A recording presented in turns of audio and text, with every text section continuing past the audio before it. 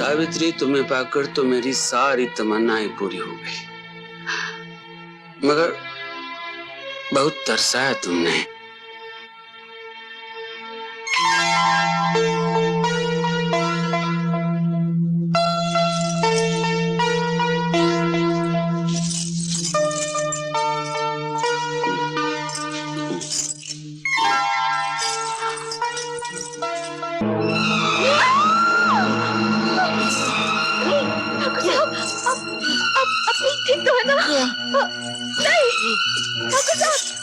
ये क्या हो गया?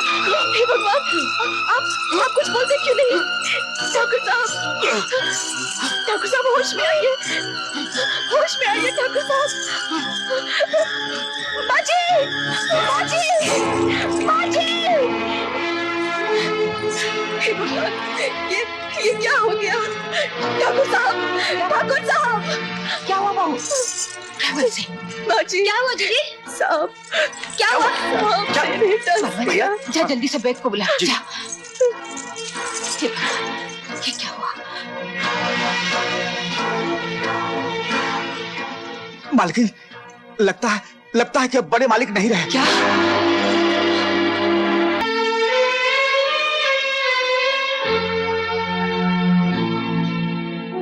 इंसान सोचता क्या है और होता क्या है। कल डोली आई थी, आज अर्थी चली गई।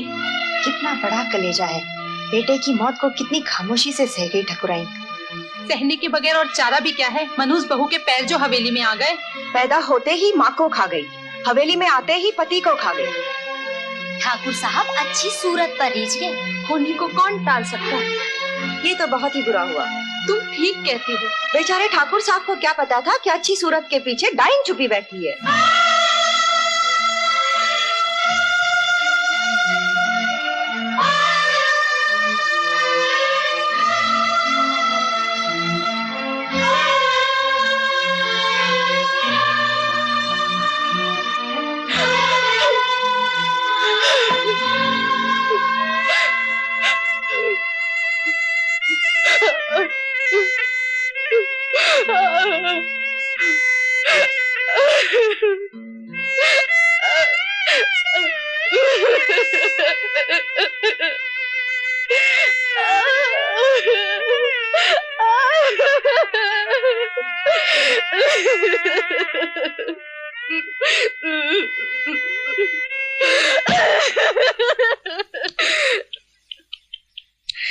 मुआ बुढ़ा तो चल बसा, इस बेचारी को जवानी में तड़पने के लिए छोड़ गया। बुढ़ापे में शादी करने की क्या जरूरत थी, वो भी ऐसी जवान लड़की से।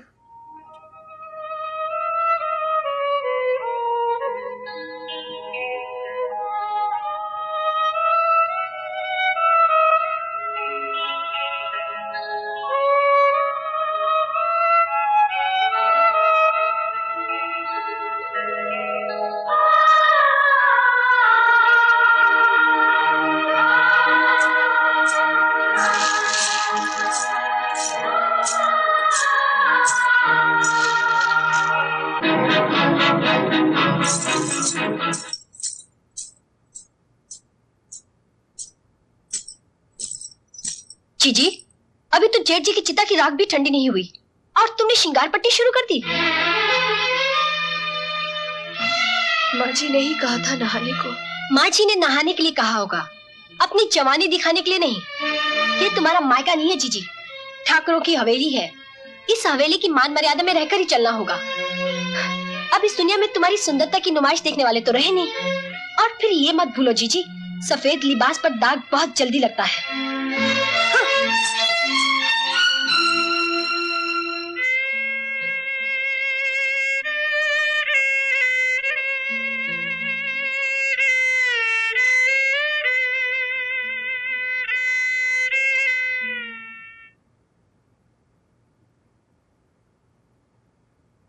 बहू, कल होली है। मैं सोचती हूँ तुम्हारे घर संदेश भिजवा दूं ताकि कोई आके तुम्हें यहां से ले जाए। मेरे लिए कैसी होली, कैसी दिवाली और कैसे तीज त्योहार। मेरा सब कुछ इसी चार दीवारी के अंदर है। मुझे कहीं नहीं जाना माँ जी, मुझे कहीं नहीं जाना। कमीने, नमक हराम, मैंने तुझे कहा था ना कि अभी इस हवेली की इज्जत है। इसकी तरफ आंख उठा के भी देखा तो तेरी आंखें निकाल दी जाएंगी। और तेरी इतनी हिम्मत की तूने इस पर रंग डाला। हाँ? तुम्हारा इस हवेली की दीवार के पास नजर भी आया तो तेरी टांगें तोड़ दूंगा। चल दबा जा ऐसे, निकल जा। देखता क्या, निकल।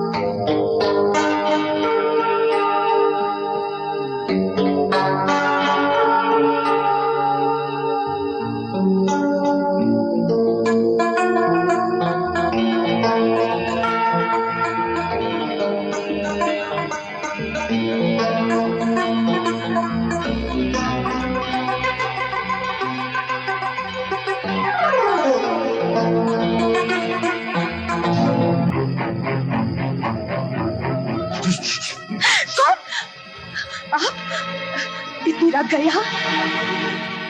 रंग लगाए नहीं।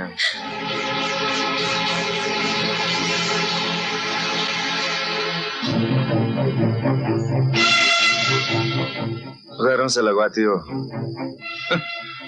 मैं तो फिर भी तुम्हारा अपना हूँ। अरे मुझसे लगवा लोगी तो तुम्हारा क्या बिगड़ जाएगा? भगवान के लिए आप यहाँ से चले जाइए। आज तो तुम्हें रंगे बगैर कहीं नहीं जाऊंगा भाभी। तुमने अपनी जिंदगी को इतना खुश्क बना लिया है कि तुम्हें इतना भी पता नहीं कि इस रंग की रंगीनी में कितना मजा है। एक बार भाभी, एक बार ये रंग तुम पर चढ़ जाएगा तो जिंदगी भर नहीं उतरेगा। छोड़ दीजिए देवर जी, छोड़ दीजिए। भाभी एक बार। ये आप क्या कर रहे हैं? भाभी एक बार। देवर जी नहीं। भाभी एक बार। आप कुछ ना, ये गलत है। ये गलत नहीं है ये भाभी। पाप है। नहीं भाभी, ये पाप नहीं है भाभी। माँ जी, भाभी। क्या हुआ माँ जी? माँ जी, माँ जी।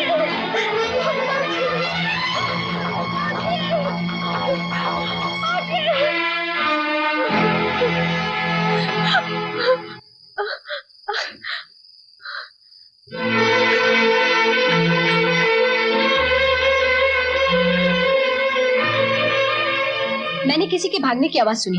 कौन था जीजी? मैं पूछती कौन था जीजी? बोला ना, जवाब दो ना जीजी। सत्तों के सिवा और कौन हो सकता है? मैंने अभी अभी उसे इस हवेली से भागते हुए देखा है। हाँ। सुन लिया माँ जी, छोटे कुल की लड़की अगर बड़े घर में आएगी तो यही गुल खिलाएगी। मैं कहती हूँ अभी भी वक्त है, आप इसे यहाँ से निकाल दफा कीजिए, वरना ये हवेली की इज्जत खाक में मिला देगी। नहीं नहीं माँ जी, सत्तू नहीं था, सत्तू नहीं था। तो फिर कौन था?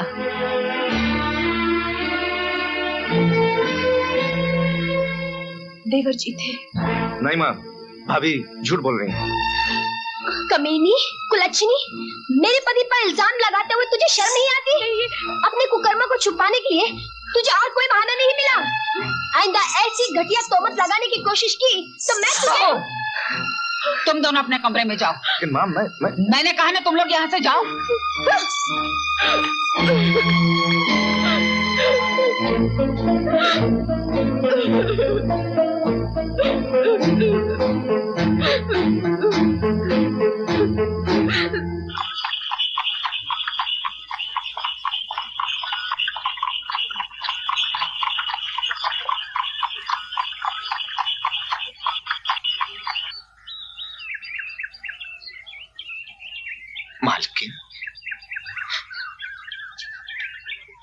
प्रणाम।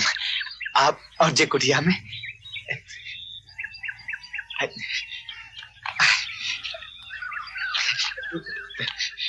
ठीक है विराजी। सत्तू, मुझे तुमसे कुछ बात करनी है। आज्ञा कीजिए मालकिन। क्या तुम सावित्री से बहुत प्यार करते हो? जी आप क्या कह रही हैं मालकिन? घबराओ नहीं सत्तू, मुझे सब मालूम है। नहीं नहीं मालकिन, अब मैं उससे प्यार नहीं, उसकी पूजा करता हूँ। मैं चाहती हूँ सत्तू, तुम्हारी पूजा के साथ साथ तुम्हारा प्यार भी सफल हो जाए। ये लो सत्तू, और सावित्री को लेकर कहीं दूर चले जाओ। नहीं मालकिन, जी आप क्या कह रही हैं? जी कैसे हो सकता है मालकिन? जिसकी मैं पूजा करता हूँ उसे बदनाम कैसे कर सकता है? उसे तिल तिल जलते हुए देख सकते हो, उसकी जिंदगी बर्बाद होते हुए देख सकते हो। मालकिन। हाँ सत्तू, मेरा अपना ही खून मेरे माथे पे कलंक का टीका लगाने पर उतर आया है, उस अबला की इज्जत लूटने पर उतर आया है। मैं एक औरत हूँ, मैं अपनी आंखों से जुल्म नहीं देख सकती और ना ही उसकी इज्जत की रक्षा कर सकती हूँ। मालकिन मैं उसका नहीं सत्तू, उसकी ताकत के सामने तुम हार जाओगे। मैं जैसे कहती हूँ वैसे ही करो। लेकिन मालकिन ये तो पाप होगा। ये पाप नहीं सत्तू, पुण्य है। एक अबला की इज्जत बचाने से बड़ा पुण्य और कोई नहीं, और एक अबला की लूटती हुई इज्जत का तमाशा देखना उससे बड़ा पाप कोई नहीं। और मैं पाप नहीं देख सकती। कल तक वो मेरी बहू थी, लेकिन आज वो मेरी बेटी है। और एक माँ अपनी बेटी का हाथ तुम्हारे हाथ में सौंपना चाहती है। अगर आप मेरे हाथ में उसका हाथ सौंपना चाहती हैं, तो फिर रात के अंधेरे में मुंह छिपाकर भागने के लिए क्यों कह रही हैं? इसलिए कि दिन के उजाले में मैंने ऐसा करने दिया तो ठाकुर खानदान तुम्हें जिंदा नहीं छोड़ेंगे, और फिर उस गरीब का क्या हाल होगा इसकी तो तुम कल्पना भी नहीं कर सकते। मालकिन, ये फैसला आपका है, सावित्री का नहीं। मैं ये फैसला सावित्री के मुंह से सुनना चाहता हूं। ठीक है बेटे, ठीक है।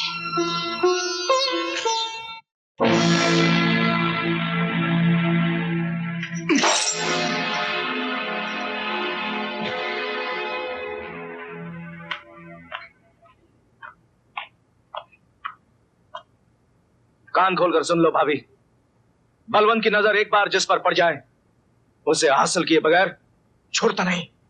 हाँ।